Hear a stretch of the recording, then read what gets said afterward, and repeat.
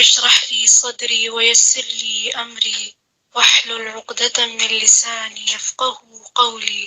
آمين. سورة البقرة آية نمبر 30. أعوذ بالله من الشيطان الرجيم. أعوذ بالله من الشيطان الرجيم. بسم الله الرحمن الرحيم. بسم الله الرحمن الرحيم. وإذ قال ربك للملائكة إني جاعل في الأرض خليفة. وإذ قال ربك للملائكة إني جاعل في الأرض خليفة. وإذ قال ربك للملائكة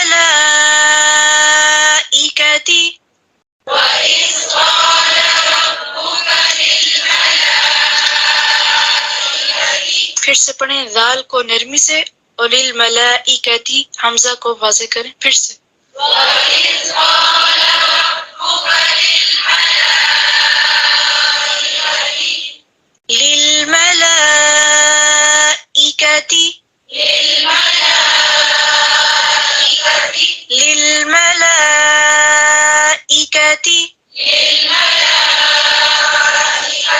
إِنِّي جَاعِلٌ فِي الْأَرْضِ خَلِيفَةً.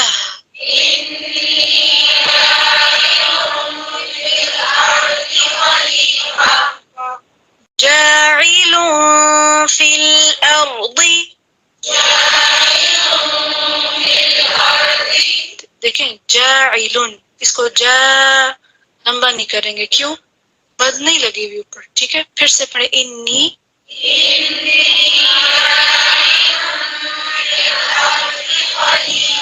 فی الأرض خلیفہ. پھر سے پڑھیں، وَإِذْ قَالَ رَبُّكَ لِلْمَلَائِكَةِ إِنِّي جَاعِلٌ فِي الْأَرْضِ خلیفہ. زیر کو اور باریک کریں. قالوا أتجعل فيها من يفسد فيها.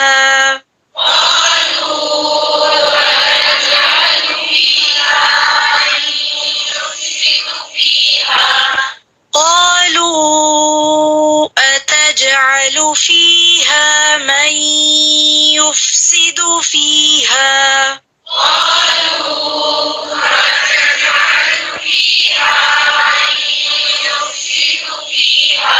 أتجعل جی لام کی جو پیش ہے اس کو سرکل کریں، اور یفسدو دال کی جو پیش ہے، اور اس کو لمبا نہیں کھینچیں گے. أتجعلو نہیں پڑھیں گے، أتجعلو. پھر سے قالو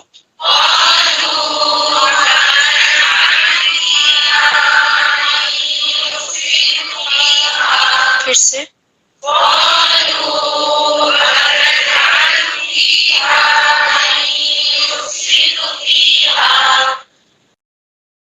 قالوا أتجعل فيها من يفسد فيها ويسفك الدماء.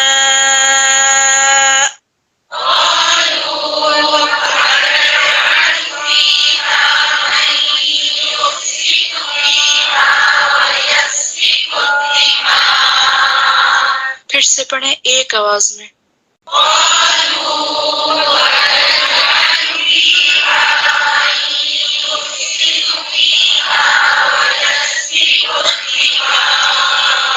وَيَسْفِكُ الدِّمَاءَ.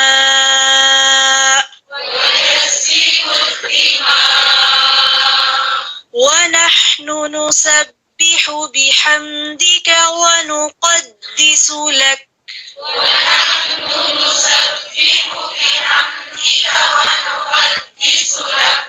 نون کے اوپر کیا ہے؟ پیش. اس پیش کو صحیح طرح سے ادا کریں. اور لمبا نہیں کھینچیں. پھر سے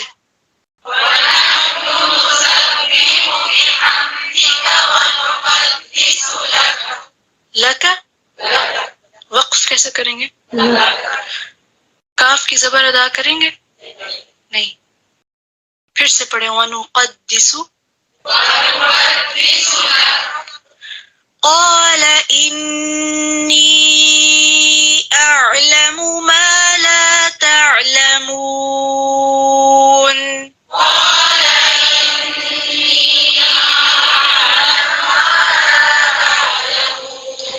یہ قالا ہے یا قالا؟ قالا کہیں گے تو اس کا ترجمہ فرق ہو جائے گا. ٹھیک ہے. پھر سے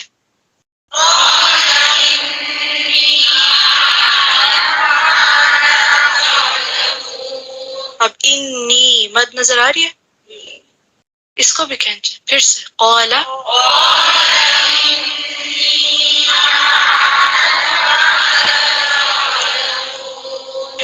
وعلم آدم الأسماء كلها.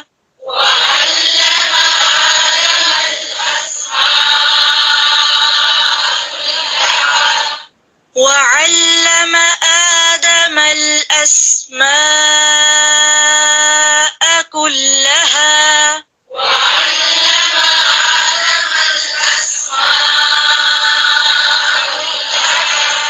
جی حمزہ کو واضح کریں پھر سے.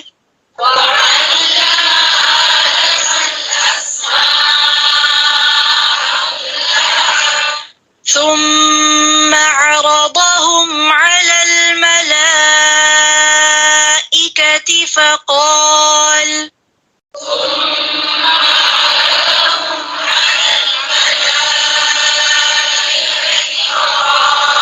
ثم عرضهم على الملائكة فقال أنبئوني.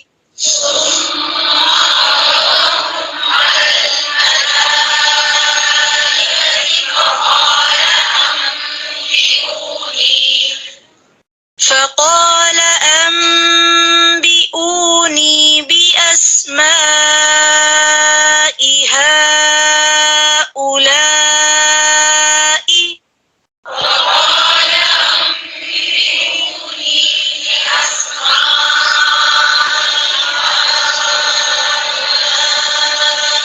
پھر سے پڑھیں، سب حمزہ کو واضح کریں.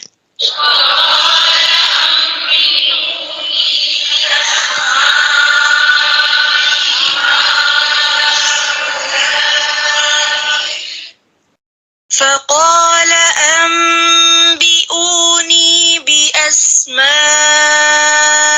هؤلاء إن كنتم صادقين.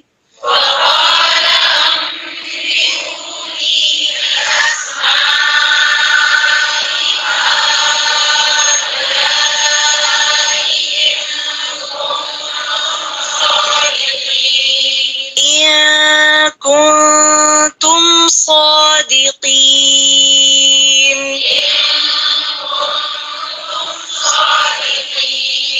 صادقین.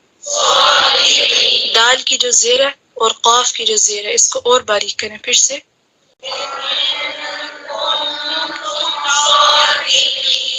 صادقین. نحمده ونصلي على رسوله الكريم اما بعد فاعوذ بالله من الشيطان الرجيم بسم الله الرحمن الرحيم رب اشرح لي صدري ويسر لي امري واحلل عقدة من لساني يفقهوا قولي. وَإِذْ قَالَ رَبُّكَ لِلْمَلَائِكَةِ إِنِّي جَاعِلٌ فِي الْأَرْضِ خَلِيفَةً قَالُوا أَتَجْعَلُ فِيهَا مَن يُفْسِدُ فِيهَا وَيَسْفِكُ الدِّمَاءَ وَنَحْنُ نُسَبِّحُ بِحَمْدِكَ وَنُقَدِّسُ لَكَ قَالَ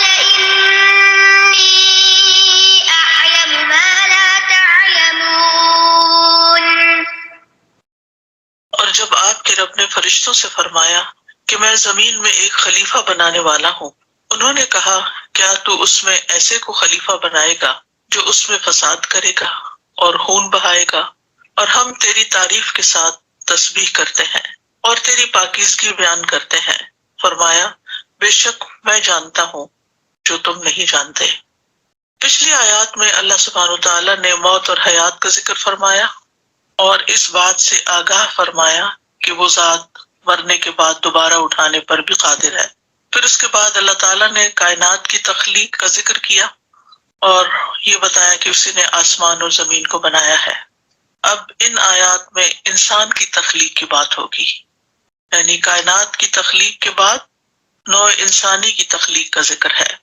وَإِذْ قَالَ رَبُّكَ، اور جب تیرے رب نے فرمایا للملائکۃ، فرشتوں سے۔ جہاں بھی یہ اذ کا لفظ آتا ہے وہاں اذکر یعنی یاد کرو محذوف ہوتا ہے۔ مراد اس سے یہ ہے کہ وہ وقت یاد کرو جب یہ واقعہ پیش آیا تھا۔ قال ربک، آپ کے رب نے فرمایا، کس سے؟ للملائکۃ، فرشتوں سے۔ ملائکہ ملک کی جمع ہے اور یہ الوکا سے مشتق ہے، اس کا مطلب ہوتا ہے بھیجنا۔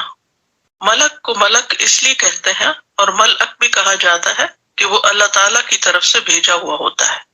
یہ جن اور انس کے عالم کے علاوہ ایک اور عالم ہے، وہ رب العالمین کی بات ہوئی تھی نا، تو یہ بھی ذی روح مخلوق ہے، ایک غیبی جہان سے تعلق رکھنے والی مخلوق ہے۔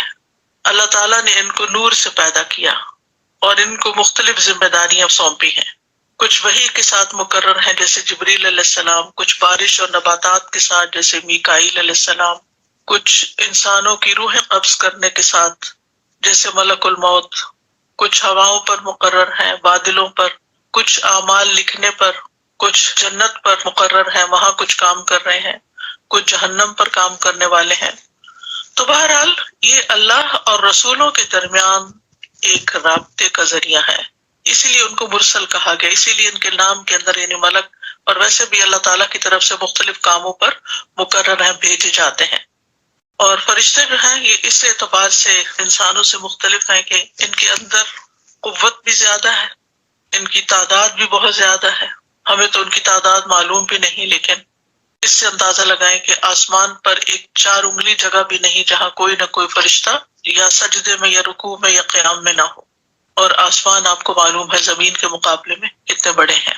خوبصورت بھی بہت ہیں، ان کی قوت بھی بہت زیادہ ہے، اور ان کے اندر اخلاقی صفات بھی بہت ہیں، جن میں خاص طور پر یہ کہ یہ کبھی گناہ نہیں کرتے، کبھی اللہ سبحانہ وتعالیٰ کا کوئی حکم ٹالتے نہیں، ہر بات مانتے ہیں اور ہر وقت تسبیح کرتے رہتے ہیں اپنے کاموں کے ساتھ، جیسا کہ آگے اسی رکوع میں آئے گا۔ تو انی جاعل فی الارض خلیفہ، کہ میں زمین میں ایک خلیفہ بنانے والا ہوں۔ جاعل جعل سے ہے، جس کے 2 مطلب ہوتے ہیں قرآن میں، ایک مطلب ہوتا ہے خلق، پیدا کرنا، اور دوسرا مطلب ہے ہونا یا کرنا، سیرہ کے معنوں میں۔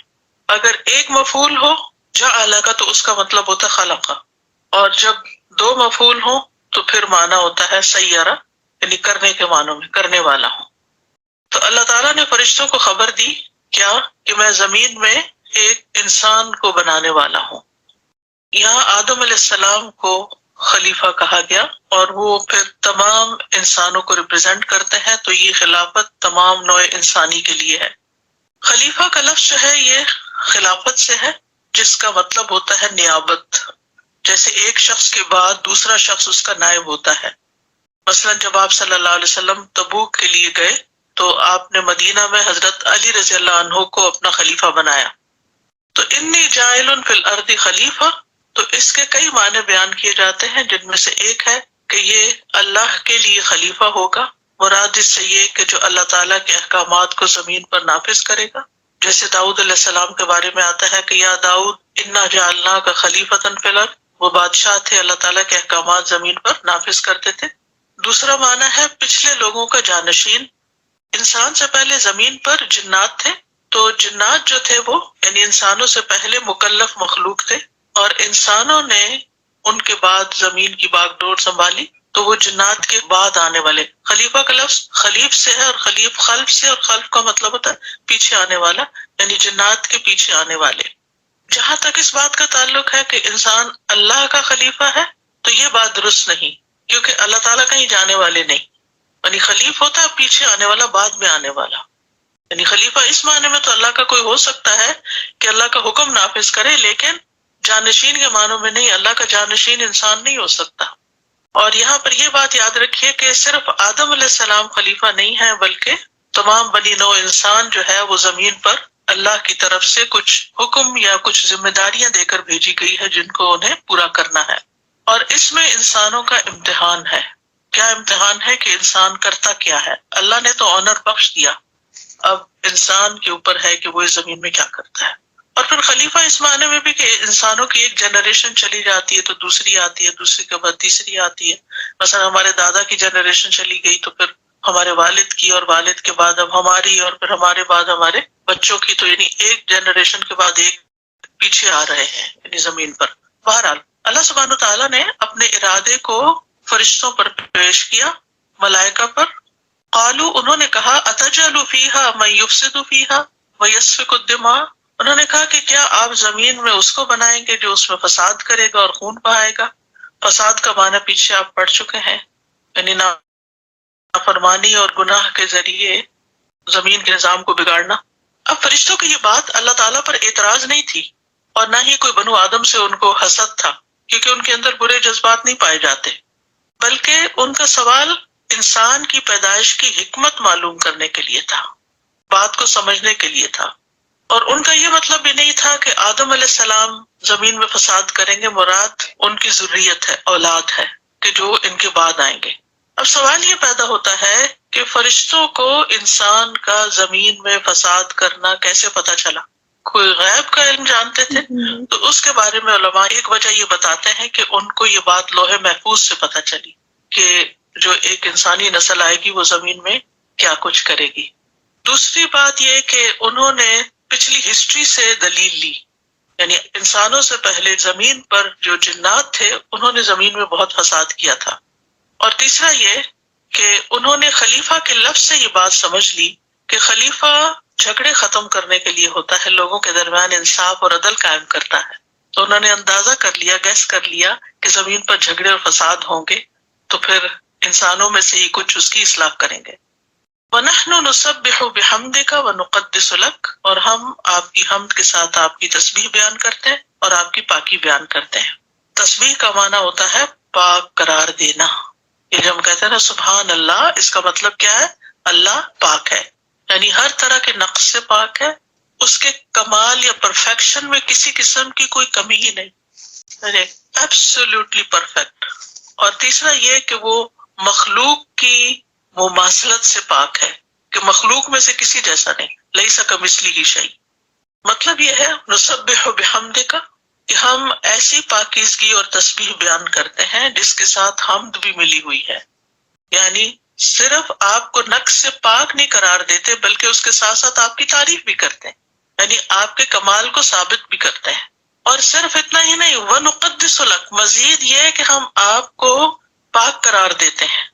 اب یہ تسبیح سے بھی آگے کی درجے کی چیز ہے.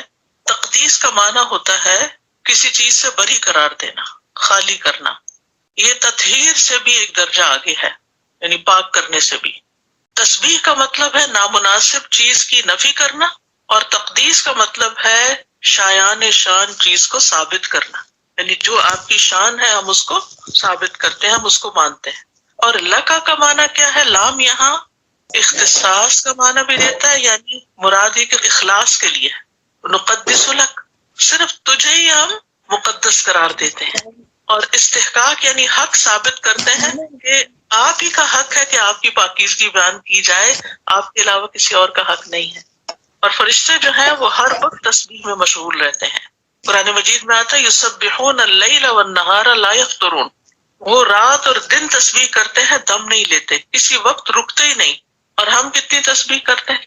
یعنی فرشتوں کی تسبیح ایسے ہی ہے جیسے ہمارا سانس لینا، جیسے ہم سانس لینے سے جاگتے ہوئے اور نہ سوتے ہوئے کسی وقت دم لیتے ہی نہیں، یعنی وقفہ کرتے ہی نہیں، ایسے ہی فرشتے بھی تسبیح سے بے نیاز ہوتے نہیں. انہیں نہ تو کچھ کھانا پینا ہوتا ہے، نہ شادی کرنی ہوتی، نہ ان کو کوئی بزنس تجارت ہے، نہ ان کی کوئی زراعت ہے. ان کا کام صرف جو ان کی خاص ڈیوٹی ہے، جو کرنے کا کام ہوتا ہے، اور اس کے ساتھ تسبیح. یعنی اللہ تعالیٰ کے احکامات کو پورا کرتے ہیں جو بھی انہیں حکم ملتا ہے، اور اس کے ساتھ تسبیح، تقدیس، تحمید کرتے رہتے ہیں۔ سورۃ صافات میں بھی آتا ہوا اِنَّا لَنَحْنُ الْمُسَبِّحُونَ کہ ہم تسبیح کرنے والے۔ وہ فرشتے جو عرش کو اٹھائے ہوئے ہیں وہ بھی ہر وقت تسبیح کرتے رہتے ہیں۔ حاملین عرش 8 ہے، 8 فرشتے عرش کو اٹھائے ہوئے ہیں، ان میں سے 4 کہتے ہیں سبحانک و بحمدک علی حلمک بعد علمک، اور 4 کہتے ہیں سبحانک و بحمدک علی عفوک بعد قدرتک۔ مطلب کیا ہے؟ تو پاک ہے اپنی حمد کے ساتھ اس بات پر کہ تو سب کچھ جاننے کے بعد بھی حلم اور بردباری سے کام لیتا ہے، ہماری ساری غلطیاں خطائیں تجھے پتہ ہے پھر بھی تو معاف کرتا رہتا ہے، اور تو پاک ہے اپنی حمد کے ساتھ کہ تو قادر ہونے کے بعد عفو و درگزر سے کام لیتا ہے، یعنی سزا دینے پہ قادر ہے پھر بھی معاف کرتا رہتا ہے۔ نبی صلی اللہ علیہ وسلم سے پوچھا گیا کہ افضل کلام کون سا ہے؟ آپ نے فرمایا جو اللہ نے اپنے فرشتوں کے لیے یا اپنے بندوں کے لیے چنا، اور وہ ہے سبحان اللہ و بحمدہ۔ اس کی تکرار کرتے رہنا چاہیے، سبحان اللہ و بحمدہ، سبحان اللہ و بحمدہ۔ اور اس کے بے شمار فائدے، ایک کارڈ بھی ہے تسبیحات کا، اس میں بہت سی احادیث جمع کی گئی ہیں کہ جن میں تسبیحات کے فائدے ہیں، اور خاص طور پر رنج و غم اور دل کی تنگی اور گھٹن کو دور کرتی ہے۔ یعنی اگر آپ کا دل بوجھل ہو رہا ہو یا کسی پریشر میں آ رہا ہو تو آپ کو تسبیح کی کثرت کرنی چاہیے۔ بہرحال یہ فرشتوں کا کلام ہے اور انہوں نے اس کا اقرار کیا، قال انی اعلم ما لا تعلمون۔ اللہ تعالیٰ نے کوئی لمبی بات نہیں کی اور یہ نہیں کہا تم کہتے تو ٹھیک ہی ہوگا تو ایسے ہی، لیکن پھر بھی میں پیدا کرنا چاہتا ہوں، اور وہ کچھ اور بھی کرے۔ کوئی وضاحت نہیں، کوئی کلیریفیکیشن، کچھ نہیں دی، صرف کیا فرمایا ایک جلالی شان کے ساتھ، انی اعلم ما لا تعلمون، میں یقیناً وہ کچھ جانتا ہوں جو تم نہیں جانتے۔ یعنی جو حکمت آدم اور اس کی اولاد کو زمین پر پیدا کرنے کی میں جانتا ہوں تم اس سے بے خبر ہو۔ یعنی اس میں صرف فساد کرنے والے اور خون بہانے والے ہی نہیں ہوں گے، بلکہ انبیاء، صدیقین، شہداء اور صالحین بھی ہوں گے۔ تو اس آیت سے پتہ چلتا ہے کہ اللہ سبحانہ وتعالی فرشتوں سے باقاعدہ کلام کرتے ہیں، انہیں احکامات بھی دیتے ہیں، اور یہاں تو باقاعدہ ان سے سوال جواب ہوئے ہیں۔ پھر اسی طرح آدم علیہ السلام کا یہ واقعہ نبی صلی اللہ علیہ وسلم کو معلوم نہیں تھا، لیکن آپ نے ہمیں قرآن کے ذریعے یہ سارا واقعہ بتایا۔ اس سے یہ پتہ چلتا ہے کہ آپ اللہ کے رسول تھے اور آپ پر وحی آتی تھی۔ پھر یہ بھی یاد رکھیے کہ فرشتوں پر ایمان لانا ارکان ایمان میں سے ہے۔ اللہ تعالیٰ نے اپنے ذکر کے بعد فرشتوں کا ذکر بھی کیا ہے، آمنت باللہ و ملائکتہ، یعنی پہلے اللہ کا ذکر اور پھر ساتھ ہی فرشتوں کا ذکر، کیونکہ وہ غیبی دنیا سے تعلق رکھتے ہیں اور ہمارا ان پر ایمان لانا ضروری ہے۔ پھر اسی طرح یہ ہے کہ زمین کے انتظام کے لیے انسان کو اختیار دیا گیا خلیفہ کا لفظ کہہ کے، کیونکہ خلیفہ کے پاس کیا ہوتا ہے؟ اختیار۔ تو یہ جو لوگ کہتے ہیں نا تقدیر لکھی ہوئی ہے اور ہمارے پاس تو کوئی اختیار ہی نہیں، تو جو ہونا ہے بس وہی ہو جانا ہے، ہم تو مجبور ہیں، تو ہم مجبور نہیں ہیں۔ کیا خلیفہ مجبور ہوتا ہے؟ خلیفہ کیا ہوتا ہے؟ با اختیار ہوتا ہے۔ اس سے یہ پتہ چلتا ہے کہ ہمیں چوائس دی گئی ہے، اختیار دیا گیا ہے۔ پھر اسی طرح خلیفہ جو ہوتا ہے وہ امیر بھی ہوتا ہے، یعنی وہ لیڈ بھی کرتا ہے اور معاملات کا انتظام بھی سنبھالتا ہے۔ تو زمین کے معاملات کا انتظام بھی انسان کے سپرد کیا گیا، زمین کو آباد کرنے کا، زمین کو بسانے کا اور زمین پر بہت سے کام کرنے کا۔ اور پھر آپ دیکھیے کہ فساد اور خون بہانے کی مذمت ہے ہمارے دین میں، اور فرشتے انسانوں کے فساد اور خون بہانے کو ناپسند کرتے ہیں، کیونکہ وہ خود بہت اطاعت گزار ہے نا۔ تو فساد جو ہے یہ نافرمانی کی انتہا ہے نا، حد سے انہیں احکامات بھی دیتے ہیں، اور یہاں تو باقاعدہ ان سے سوال جواب ہوئے ہیں۔ پھر اسی طرح آدم علیہ السلام کا یہ واقعہ نبی صلی اللہ علیہ وسلم کو معلوم نہیں تھا، لیکن آپ نے ہمیں قرآن کے ذریعے یہ سارا واقعہ بتایا۔ اس سے یہ پتہ چلتا ہے کہ آپ اللہ کے رسول تھے اور آپ پر وحی آتی تھی۔ پھر یہ بھی یاد رکھیے کہ فرشتوں پر ایمان لانا ارکان ایمان میں سے ہے۔ اللہ تعالیٰ نے اپنے ذکر کے بعد فرشتوں کا ذکر بھی کیا ہے، آمنت باللہ و ملائکتہ، یعنی پہلے اللہ کا ذکر اور پھر ساتھ ہی فرشتوں کا ذکر، کیونکہ وہ غیبی دنیا سے تعلق رکھتے ہیں اور ہمارا ان پر ایمان لانا ضروری ہے۔ پھر اسی طرح یہ ہے کہ زمین کے انتظام کے لیے انسان کو اختیار دیا گیا خلیفہ کا لفظ کہہ کے، کیونکہ خلیفہ کے پاس کیا ہوتا ہے؟ اختیار۔ تو یہ جو لوگ کہتے ہیں نا تقدیر لکھی ہوئی ہے اور ہمارے پاس تو کوئی اختیار ہی نہیں، تو جو ہونا ہے بس وہی ہو جانا ہے، ہم تو مجبور ہیں، تو ہم مجبور نہیں ہیں۔ کیا خلیفہ مجبور ہوتا ہے؟ خلیفہ کیا ہوتا ہے؟ با اختیار ہوتا ہے. اس سے یہ پتہ چلتا ہے کہ ہمیں چوائس دی گئی ہے، اختیار دیا گیا ہے. پھر اسی طرح خلیفہ جو ہوتا ہے وہ امیر بھی ہوتا ہے، یعنی وہ لیڈ بھی کرتا ہے اور معاملات کا انتظام بھی سنبھالتا ہے. تو زمین کے معاملات کا انتظام بھی انسان کے سپرد کیا گیا، زمین کو آباد کرنے کا، زمین کو بسانے کا اور زمین پر بہت سے کام کرنے کا. اور پھر آپ دیکھیے کہ فساد اور خون بہانے کی مذمت ہے ہمارے دین میں، اور فرشتے انسانوں کے فساد اور خون بہانے کو ناپسند کرتے ہیں کیونکہ وہ خود بہت اطاعت گزار ہے نا. تو فساد جو ہے یہ نافرمانی کی انتہا ہے نا، ہاتھ سے نکل جانا، بگاڑ دینا کسی چیز کو، اس کی اصل شکل سے نکال دینا، جو وہ اصل میں ہے اس سے ہٹا دینا. اب یہ آپ دیکھیں جیسے ٹرانسجینڈر ہے تو تخلیق کے کام کو بگاڑ دینا. اب اللہ نے کچھ پیدا کیا، انسان کچھ اور بننے کی کوشش کر رہا ہے، انسان کہیں جانور بننے کی کوشش کر رہا ہے. تو اس طرح کی چیزیں جو ہیں یہ پھر فساد میں آ جاتی ہیں، نظام بگڑ جاتا ہے. بعض فساد ذہنی ہوتے ہیں اور بعض فساد حسی ہوتے ہیں جو زمین پر بھی نظر آتے ہیں اور خود انسان کے اپنے اندر بھی ہوتے ہیں. اور خون بہانا انتہا درجے کا ظلم ہے، یعنی قتل جو ہے آخری درجے کا بڑا گناہ ہے جس میں کسی کی زندگی لے لی جاتی ہے. اس آیت سے یہ بھی پتہ چلتا ہے کہ فرشتے اللہ تعالیٰ کی عبادت کرتے ہیں، تسبیح کرتے ہیں، تقدیس کرتے ہیں. پھر یہ بھی پتہ چلتا ہے کہ فرشتوں نے اپنی عبادت کا ذکر کیا ہے. اس سے کیا بات پتہ چلتی ہے کہ اگر کہیں پر ضرورت پیش آ جائے اپنی کسی صفت کے بیان کرنے کی تو بغیر ریاکاری اور فخر کے آپ اس کو بیان کر سکتے ہیں. یعنی یہ نہیں کہ ہر وقت ڈینگے مارنا شروع کر دے انسان اور ہر وقت اپنی پاکیزگی بیان کرے اور اپنی تسبیحات کا ذکر کرے. لیکن مثلاً آپ اپنے بچوں کی تربیت کرتے ہیں، شاگردوں کی تربیت کرتے ہیں اور اس میں آپ اپنی ذاتی زندگی کی کوئی مثال دیتے ہیں تو یہ بڑا ایک افیکٹو میتھڈ ہوتا ہے. مثلاً آپ اگر اپنے بچے کو بتاتے ہیں کہ میں نے 10 سال کی عمر میں یہ کام کر لیا تھا تو وہ فوراً کیا کرے گا؟ کمپیئر کرے گا، میں 10 سال کا ہو چکا ہوں، میں نے کیا ابھی تک کہ نہیں کیا. کیونکہ انسان کے اندر ایک کمپٹیشن کی حس موجود ہوتی ہے، چاہے وہ ماں باپ ہو ان سے بھی کہیں نہ کہیں کمپیٹ کر رہا ہوتا ہے، چاہے آپس کے سبلنگز ہو. تو اس طرح اگر کیا جائے کہ میں نے مثلا 10 سال کی عمر میں قرآن ختم کر لیا تھا تو اب یہ بتانا کسی کو کہ میں نے اتنے سال کی عمر میں یہ کام کر لیا تھا، اگر اس کے پیچھے نیت کی خرابی نہیں ہے اور کوئی اپنی بڑائی کا اظہار نہیں ہے تو ایسی چیزوں کا ذکر کیا جا سکتا ہے.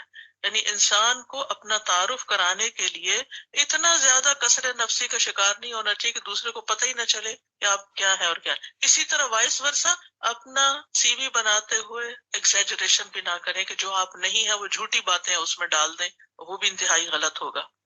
تو دکھلاوا اور فخر نہیں ہونا چاہیے کیونکہ اللہ تعالیٰ نے ہمیں منع کیا ہے فَلَا تُزَكُّوا أَنفُسَكُمْ، اپنے آپ کو پاکیزہ مت ٹھہراؤ. پھر اس سے بھی پتہ چلتا ہے کہ فرشتے بہت زیادہ اللہ کی تعظیم بجا لاتے ہیں اور تسبیح کرنا جو ہے یہ تعظیم بجا لانے میں ہے. اور اس آیت سے تسبیح کی فضیلت بھی پتہ چلتی ہے.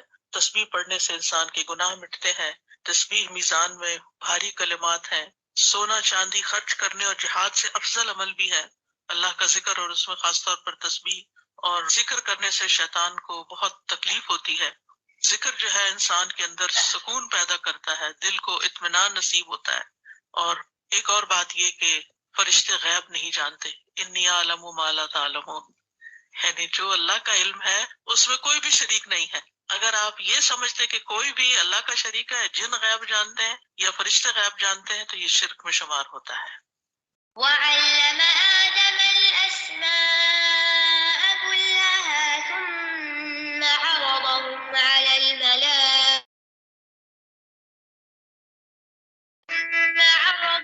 على الملائكة فقال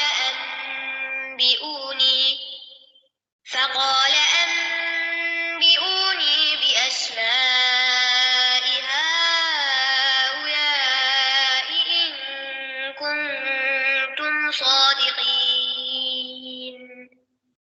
اور اس نے آدم کو سب کے سب نام سکھا دیے، پھر انہیں فرشتوں کے سامنے پیش کیا اور فرمایا اگر تم سچے ہو تو مجھے ان سب کے نام بتاؤ.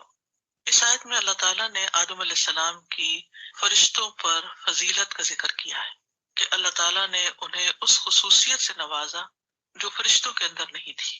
اور وہ کیا تھی کہ تمام چیزوں کے نام سکھا دیے جو فرشتوں کو معلوم نہیں تھے. اس کا مقصد کیا تھا؟ وہ یہ کہ فرشتوں پر خلیفہ کے پیدا کرنے کی مصلحت اور حکمت ظاہر ہو جائے اور انہیں یہ پتہ چل جائے کہ آدم کو یہ فضیلت علم کی بنا پر حاصل ہوئی ہے. وعلم آدم الاسماء كلها، اور سکھا دیے آدم کو. کس نے سکھائے؟ اللہ سبحانہ وتعالیٰ نے. کیا سکھائے؟ الاسماء، اسم کی جمع ہے، اور کلہا سارے کے سارے. اب یہ سارے کون سے ہیں؟ اس کے بارے میں علماء کے دو اقوال ہیں. ایک یہ کہ یہ ان سب چیزوں کے نام تھے جو اس وقت موجود تھی، ظاہر تھی، نظر آ رہی تھی، جو ان کے آگے پیچھے دائیں بائیں جو کچھ تھا ان سب چیزوں کی پہچان کرا دی. یا یہ ان چیزوں کے نام تھے آئندہ آدم علیہ السلام اور ان کی اولاد کو جن سے واسطہ پیش آنے والا تھا. بعض علماء تو یہاں تک کہتے ہیں کہ ساری زبانیں سکھا دی، اور ان زبانوں میں چیزوں کے جو جو نام تھے اور دنیا میں جو جو آئندہ آنے والی تھی، جیسے لیپ ٹاپ اور مائکرو فون اور ان سب چیزوں کے بھی نام آدم کو سکھا دیے. دنیا سے متعلق ہر چیز کا علم ان کو دے دیا. یہ بھی کہا جاتا ہے کیونکہ کل لحاظ سے وہ یہ مراد لیتے ہیں.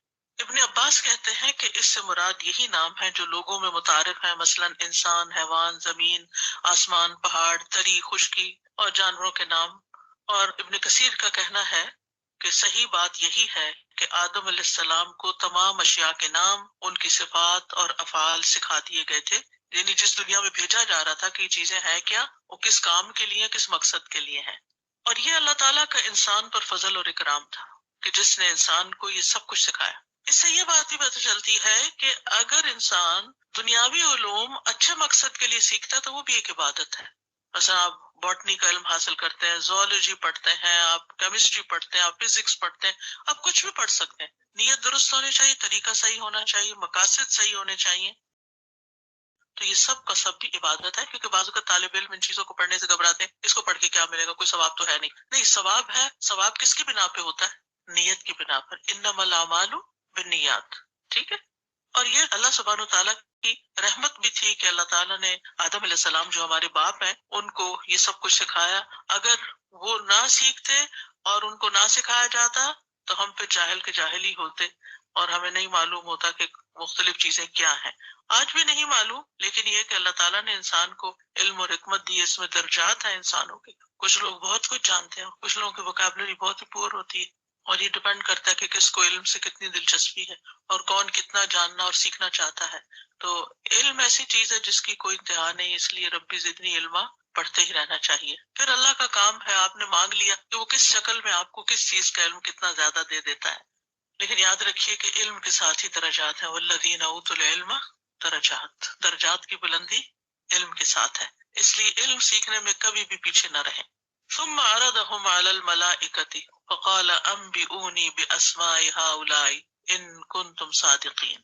پھر اللہ تعالیٰ نے ان چیزوں کو ملائکہ کے سامنے پیش کیا ان کا امتحان لینے کے لیے کہ آیا وہ جانتے ہیں یا نہیں. تو ان سے کہا کہ مجھے ان چیزوں کے نام بتاؤ اگر تم اپنی بات میں سچے ہو. یعنی اپنے بات سے مراد اپنے گمان میں، اپنے خیال میں کہ تم اس بنائے جانے والے خلیفہ سے افضل ہو. فقال انبئونی باسماء هؤلاء ان کنتم صادقین. اس میں آپ دیکھیں کہ اللہ سبحانہ تعالیٰ کا یہ طریقہ کتنا حکمت پر مبنی ہے. یعنی فرشتوں کو ان کے سوال پر کوئی ڈانٹ نہیں پلائی گئی، کوئی ان کے ساتھ آرگیومنٹ نہیں کی گئی، بلکہ ایک ایسا طریقہ اختیار کیا گیا کہ جس سے وہ خود ہی سمجھ جائیں. ان کا ایک ٹیسٹ لے لیا گیا. یہ سب چیزیں بھی قرآن سے سیکھنے کی ہے کہ اگر کوئی آپ کے کام پر اعتراض کرتا ہے، اس کو آپ کا طریقہ سمجھ نہیں آ رہا یا آپ کا کام سمجھ نہیں آ رہا، ایسا روز ہی ہوتا ہے نا. اس آیت سے جو باتیں پتہ چلتی ہیں اس میں ایک یہ کہ یہ اللہ کا بندوں پر جو سب سے بڑا احسان ہے، اور آدم علیہ السلام کو سب سے پہلی جو چیز دی گئی تھی وہ کیا ہے؟ علم. الرحمن علم القرآن. قرآن کی تعلیم بھی اللہ تعالیٰ نے خود دی ہے. اور پھر اقرأ وربک الاکرم الذی علم بالقلم علم الانسان ما لم يعلم. یہ علم کا سورس اللہ ہی کی ذات ہے. ہمارے پاس جو بھی ہے اللہ ہی کا دیا اور سکھایا ہوا ہے، اور جس کے پاس جتنا زیادہ ہے اس پر اللہ کا اتنا زیادہ فضل ہے اگر وہ اس علم پر عمل بھی کرتا ہے اور اسے آگے بھی سکھاتا ہے اور اس میں مسلسل محنت کرتا ہے. اس لیے یہ آپ سب پر اللہ تعالیٰ کا بہت بڑا احسان ہوا ہے کہ آپ کو اپنی زندگی کا ایک حصہ سنجیدگی کے ساتھ، اپنے وقت کا ایک بڑا حصہ علم سیکھنے میں لگانے کا موقع مل گیا ہے. اور یہ سارے وسائل آپ کے لیے جمع ہو گئے کہ جس کی وجہ سے آپ اتنا عظیم کام کرنے کے قابل ہو گئے. اللہ تعالیٰ نے علم سکھانے کے لیے انبیاء کو بھیجا. نبی صلی اللہ علیہ وسلم نے بھی آگے تعلیم دی، وعلمہم الکتاب والحکمہ. اور آدم علیہ السلام کی فضیلت بھی فرشتوں پر کس وجہ سے ہوئی؟ علم کی وجہ سے. والذین اوتوا العلم درجات. تو علم کا سیکھنا جو ہے ہر مسلمان پر فرض ہے. طلب العلم فریضۃ علی کل مسلم. اور عمل سے پہلے علم حاصل کرنا ضروری ہے، اور علم سے ہی اللہ کی خشیت حاصل ہوتی ہے، جنت کا راستہ آسان ہوتا ہے. لیکن یاد رکھیے علم سیکھنے سے آتا ہے. انما العلم بالتعلم. ماں کے پیٹ سے کوئی بھی علم لے کے نہیں پیدا ہوتا، اس کے لیے ایفرٹ لگانی پڑتی ہے. اور پھر جب انسان سیکھنے کے لیے قدم بڑھاتا ہے تو اللہ کی مدد آتی ہے. واتقوا اللہ ویعلمکم اللہ. اللہ سے ڈرو، اللہ تمہیں خود سکھا دے گا. اور علم کے لیے انسان کو ایفرٹ لگانی چاہیے، اپنے گھر سے بھی نکلنا چاہیے، اور علم والوں کی طرف رجوع بھی کرنا چاہیے. ان کے لیے عاجزی اختیار کرنی چاہیے کہ وہ بہتر سے بہتر سکھاتے رہیں. جستجو میں رہنا چاہیے، اور علم میں اضافے کی دعائیں کرتے رہنا چاہیے. اور پھر علم حاصل کرنے کے بعد امتحان دینے سے بالکل نہیں ڈرنا چاہیے کیونکہ علم کا امتحان ہوتا ہے. اللہ سبحانہ تعالیٰ نے آدم علیہ السلام کو علم دیا اور پھر ان کا بھی امتحان لیا اور وہ پاس ہو گئے تھے. یعنی انہوں نے سارے نام بتا دیے جیسے اگلی آیت میں آتا ہے. لیکن فرشتوں کا امتحان لیا علم میں تو پاس نہیں ہوتے. ڈزنٹ میٹر، اٹس اوکے اگر آپ کبھی امتحان میں پاس نہ ہو. فرشتے بھی تو پاس نہیں ہوئے تھے. تو اسے ڈرنا نہیں چاہیے امتحان سے. وہ امتحان تو ہوتا ہے ہمیں آگے بڑھانے کے لیے. اسی طرح اگر آپ کو سبق سنا جاتا ہے، کچھ لوگوں کو سبق آ جاتا ہے، کچھ کو لفظ بھول جاتا ہے، تو اس سے نہ شرمندہ ہونا چاہیے، نہ ڈرنا گھبرانا، کچھ بھی نہیں. بس ٹھیک ہے، محنت. اصل چیز جو دیکھی جائے گی وہ یہ لیس للانسان الا ما سعی. انسان نے کوشش کتنی کی. اگر آپ کوشش کر رہے ہیں اور اپنا وقت لگا رہے ہیں قرآن کے ساتھ، یہ آپ کے اعمال نامے میں جا رہا ہے. اور اگر اٹک اٹک کے پڑھتے ہیں تب بھی ڈبل اجر تو کہیں نہیں گیا. اور پھر یہ ہے کہ طالب علموں کو چیلنج کرتے رہنا چاہیے تاکہ وہ گرو کرے، ورنہ وہ اسٹیٹک ایک جگہ پر کھڑے ہو جائیں گے، آگے نہیں بڑھیں گے. اور کچھ لوگ صرف اس لیے لسنر بنے رہتے ہیں کہ ان کو امتحان نہیں دینا، تو امتحان سے نہیں ڈرنا. ٹھیک ہے. قالوا سبحانك لا علم لنا إلا ما علمتنا إنك أنت العليم الحكيم. انہوں نے کہا تو پاک ہے، ہم کچھ نہیں جانتے سوائے اس کے جو تو نے ہمیں سکھایا. بے شک تو خوب علم رکھنے والا، بہت حکمت والا ہے. فرشتوں کو بات سمجھ میں آ گئی اور فوراً ہی اپنی کم علمی اور عجز کا احساس ہو گیا. تو انہوں نے آدم علیہ السلام کی فضیلت کا اقرار کر لیا اور کہا کہ تو پاک ہے اللہ، ہمارے پاس تو بس اتنا ہی علم ہے جتنا تو نے ہمیں سکھایا. یہاں پھر وہ جو تسبیح کرتے ہیں نا، اس کی عملی مثال کہ اللہ تعالیٰ سے بات کرتے ہوئے پھر تسبیح بیان کی، سبحانک، اور پھر اعتراف کیا لا علم لنا الا ما علمتنا. ہم تو بس اتنا ہی جانتے جتنا تو نے ہمیں دیا، اور آدم کو تو نے زیادہ دیا تو وہ زیادہ جانتا ہے. اب آپ دیکھیے کہ اگرچہ ان کا علم کم ہے لیکن پھر بھی وہ اللہ کے مقرب ہیں. کس بنا پر؟ اطاعت اور یہاں عاجزی کے اظہار کی بنا پر. عاجزی کا اظہار. فرشتے اتنی عبادت کرتے ہیں کہ دم نہیں لیتے، سانس کے ساتھ تسبیح کرتے ہیں، پھر بھی عاجزی ہے ان کے اندر، اعتراف ہے اپنی کمی کا. اور ہم تھوڑا سا کوئی کام کر لیں تو اپنے آپ کو بڑی چیز سمجھنے لگتے ہیں. اس سے باہر نکلنا چاہیے ہمیں. اور پھر آپ دیکھیے فرشتے کس طرح ادب سے بات کرتے ہیں. سبحانک، ہم تیری تسبیح بیان کرتے ہیں. انک انت العلیم الحکیم، بے شک آپ ہی بہت جاننے والے، بہت حکمت والے ہیں. العلیم اور الحکیم دونوں اللہ تعالیٰ کے نام ہیں. العلیم اس ہستی کو کہا جاتا ہے جس نے اپنے علم کے ذریعے ہر چیز کا احاطہ کر رکھا ہو. خوب علم یعنی ہر چیز کو گھیرے میں لیا ہوا. ولا یحیطون بشیء من علمہ الا بما شاء. تو ہر چیز کا کامل علم کس کے پاس ہے؟ اللہ کے پاس. ماضی، حال، مستقبل، سب کچھ اس کے علم میں. ذرے برابر بھی کوئی چیز زمین اور آسمان میں ایسی نہیں جو اس سے چھپی ہوئی ہو. اور الحکیم اس ہستی کو کہتے ہیں جو کامل حکمت کی مالک ہو اور کوئی مخلوق اس کی حکمت سے باہر نہ ہو. تو اللہ تعالیٰ کا ہر کام، ہر فیصلہ، ہر تقدیر، شریعت کا ہر حکم، مستقبل، سب کچھ اس کے علم میں. ذرے برابر بھی کوئی چیز زمین اور آسمان میں ایسی نہیں جو اس سے چھپی ہوئی ہو. اور الحکیم اس ہستی کو کہتے ہیں جو کامل حکمت کی مالک ہو اور کوئی مخلوق اس کی حکمت سے باہر نہ ہو. تو اللہ تعالیٰ کا ہر کام، ہر فیصلہ، ہر تقدیر، شریعت کا ہر حکم حکمت پر مبنی ہے. تو اس آیت سے جو باتیں ہم سیکھتے ہیں ان میں سے پہلی بات یہ ہے کہ فرشتوں کا صرف انہی چیزوں کا علم ہے جو اللہ نے انہیں سکھایا. جو بادلوں پر اور پانی پہ فرشتہ مقرر ہے وہ اپنے فیلڈ کو ہی جانتا ہے، اور جو جان نکالنے پر ہے تو وہ اپنا ہی کام جانتا ہے. کل فی فلک یسبحون، ہر ایک اپنے اپنے فیلڈ کا ماسٹر ہے، ہر چیز نہیں جانتے. اور فرشتے بھی غیب کا علم نہیں جانتے، اور فرشتوں کے اندر عاجزی بھی ہے، اور جس بات کا انہیں علم نہیں تھا انہوں نے گیس کر کے اور غلط طریقہ اختیار کر کے اپنے علم کو ثابت کرنے کی کوشش نہیں کی. بہت بڑا سبق ہے اس میں کہ انسان کو وہ بات ہرگز نہیں کرنی چاہیے جس کا اسے علم نہ ہو، چاہے دین میں ہو چاہے دنیا میں ہو. کسی انسان کے بارے میں کوئی آپ سے پوچھے آپ فلاں کو جانتے ہیں، تو یہ نہیں کہ اپنا علم جھاڑنے کے لیے اور ثابت کرنے کے لیے کوئی آپ جھوٹ گھڑ لیں، کوئی امیجنیشن سے کام لیں. ہاں میں اس کو جانتی ہوں، وہ فلاں نہیں، سمپل کہے مجھے معلوم نہیں، I'm sorry I don't know. یعنی میں آپ کی مدد نہیں کر سکتی اگر آپ اس کے بارے میں معلومات کر رہے ہیں، میں نہیں جانتی. زندگی کے ہر فیلڈ کے بارے میں، یعنی لوگوں کو آپ علم کی بنا پر ہی مشورہ دیں، علم کی بنا پر فتویٰ دیں. فتویٰ تو خیر نہیں دیتے، لیکن فتویٰ سے مراد ہے جواب کسی سائل کا. اور کسی نے آپ سے کوئی سوال پوچھا ہے اور آپ کو نہیں آتا، کہ سبحانک لا علم لنا الا ما علمتنا، ہمیں نہیں معلوم. امام مالک کے پاس مغرب سے یعنی موراکو کی طرف سے بہت دور سے ایک طالب علم آیا، اور اس نے آپ کی بہت تعریف سن رکھی تھی کہ آپ بہت بڑے امام ہیں اور بہت بڑے اسکالر. تو ان سے ایک دفعہ ایک سوال پوچھا تو انہوں نے کہا کہ لا ادری، نہیں آتا جواب. پھر دوسرا، تو وہ پریشان ہو گئے. انہوں نے کہا میں واپس جا کے کیا بتاؤں گا؟ انہیں کہا جا کے کہنا کہ مالک کو نہیں پتا، وہ نہیں جانتا. جتنے بڑے بڑے علماء ہیں انہیں کسی بھی مسئلے کے بارے میں اپنی لا علمی اور اپنی کم علمی کا اعتراف کرنے میں کبھی مشکل نہیں ہوئی کہ میں یہ نہیں جانتا، مجھے اس کا نہیں معلوم. یعنی بعض اوقات آپ کو حرج محسوس ہوتا ہے، شرمندگی محسوس ہوتی ہے. لوگ کہیں کہ اتنے سالوں سے پڑھا رہی ہیں، ایک اتنا چھوٹا سا لفظ بھی نہیں پتا، وہ کیا پڑھا رہی؟ جو آتا وہی پڑھا رہے، بس جو نہیں آتا وہ نہیں پڑھا رہے. تو اس لیے اگر آپ سے بھی کوئی پوچھے تو آپ کو ڈرنے کی ضرورت نہیں، آپ فوراً کہیں مجھے صرف اتنا معلوم ہے، اس سے آگے میں نہیں جانتی. چاہے کسی انسان کے بارے میں ہو، چاہے کوئی فقہی مسئلہ ہو، چاہے کوئی سیاست پہ بات ہو، یا کوئی ریسیپی ہو، یا کوئی بھی چیز، یعنی دین کی بات ہو یا دنیا کی بات، دونوں میں یہی اصول رکھیں، جو نہیں پتا وہ نہیں پتا.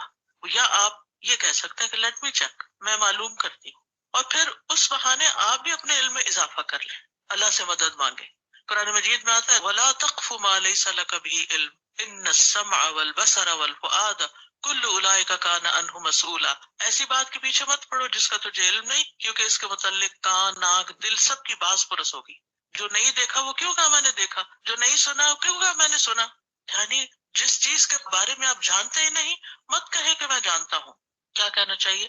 واللہ عالم. آپ دیکھیں گے کہ علماء جب بھی جواب دیتے ہیں کسی سوال کا تو کیا لکھتے ہیں؟ واللہ عالم، اور کبھی لکھتے ہیں واللہ عالم بالصواب، صواب صاد کے ساتھ، یعنی صحیح بات کا تو اللہ ہی کو علم ہے، میرے علم کی حد تک مسئلہ یوں ہے. ٹھیک ہے. اور اللہ تعالیٰ کی ان دو صفات سے پتہ چلتا ہے کہ اللہ تعالیٰ کا علم بہت وسیع ہے، وہ مکمل علم والا ہے، اس کے علم کا کوئی احاطہ نہیں کر سکتا. وہ آسمان و زمین کی ہر چیز کا علم رکھتا ہے، تمام بندوں کے سارے کاموں کو جانتا ہے، ظاہر اور پوشیدہ کو جانتا ہے، نگاہوں کی خیانت تک کو جانتا ہے، سینوں کے بھید جانتا ہے، سرگوشیوں کو جانتا ہے. اور الحکیم یعنی خوب حکمت والا ہے. اس کے جتنے بھی احکامات ہیں، چاہے کونی قدری ہیں یا شرعی ہیں. کونی قدری سے متعلق یہ بارش برسانے کا حکم ہے یا برف برسانے کا، تو یہ اللہ کا فیصلہ ہوتا ہے، اس میں بھی کوئی حکمت ہے. یعنی کوئی کہنا بہت برف پڑ رہی، تو اللہ کو پتا ہے، اللہ اس کی حکمت جانتا ہے کہ اس سال اتنی کو نہیں برس رہی، تب بھی اللہ ہی بہتر جانتا ہے. حکمت اس کی اللہ ہی کو پتا ہے کہ وہ اس نے کیوں یہ ڈیسائیڈ کیا ہے، یا ضرورت سے زیادہ برسات دی ہمارے خیال میں ضرورت سے زیادہ، جبکہ اس کے اندر پتہ نہیں کیسی کیسی حکمتیں ہوں گی یہ سب کچھ کرنے کی. اسی طرح چیونٹی کو پیدا کی، چڑیا کو پیدا کی، یہ بھی اللہ ہی کو پتا ہے. سانپ کیوں پیدا کر دیا، چھپکلی کیوں پیدا کر دی، کاکروچ کیوں پیدا ہو گیا، اللہ ان کی حکمت سے جانتا ہے، ہم نہیں جانتے. قال يا آدم أنبئهم بأسمائهم فلما أنبأهم بأسمائهم قال ألم أقل لكم إني أعلم غيب السماوات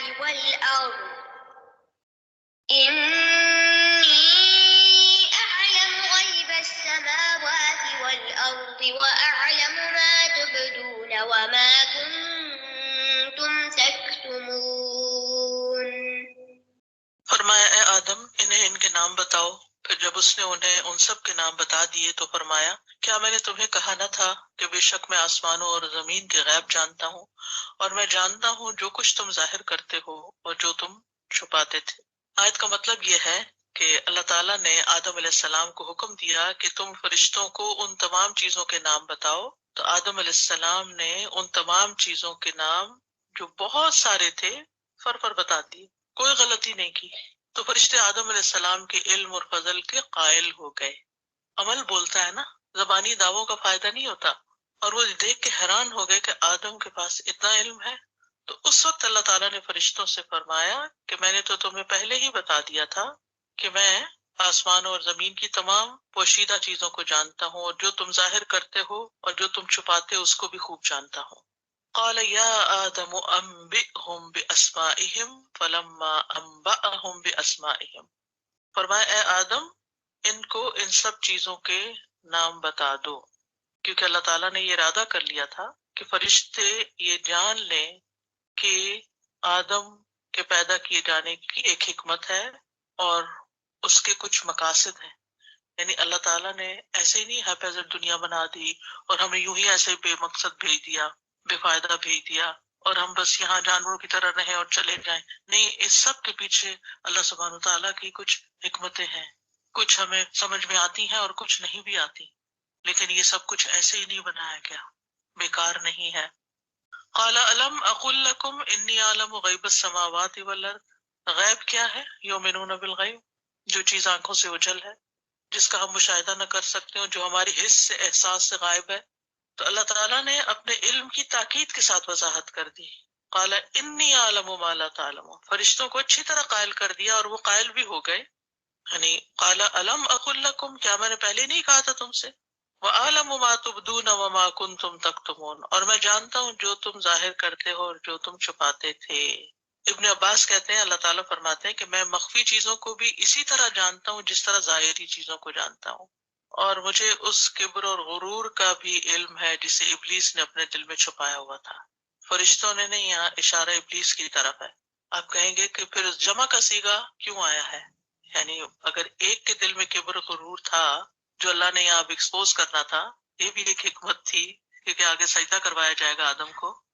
تو بعض اوقات ایسا ہوتا ہے کہ ایک شخص کوئی کام کرتا ہے لیکن جماعت کو مخاطب کیا جاتا ہے، یہ زبان کا کام اسلوب ہے. تو اس آیت سے یہ پتہ چلتا ہے کہ آدم علیہ السلام نے جب حکم سنا انبئہم باسمائہم تو فوراً حکم کی تعمیل کی. انہوں نے اللہ تعالیٰ کی بات مان کے فرشتوں کو نام بتا دیے. اس سے کیا سبق سیکھنے کو ملتا ہے کہ جب اللہ تعالیٰ کا حکم آئے تو پھر مان لینا چاہیے بغیر اس کی وجہ پوچھے. انہوں نے یہ نہیں کہا کہ اچھا کیوں، ان کو بتانے کی کیا ضرورت ہے. نہیں، حکم آیا مان لیا، یہی اطاعت، یہی عبادت. پھر اسی طرح یہ ہے کہ فرشتوں کے بھی کچھ ارادے ہوتے ہیں، فرشتے بھی کچھ چیزیں اپنے دل میں رکھتے ہیں اور فرشتے بھی دل و دماغ رکھتے ہیں. عالم ما تبدون، جو تم ظاہر کرتے ہو، جو تم نے بات ظاہر کر دی اور جو تمہارے دل میں ہوتا ہے وہ بھی میں جانتا ہوں، کیونکہ اللہ تعالیٰ غیب کا علم رکھتے ہیں.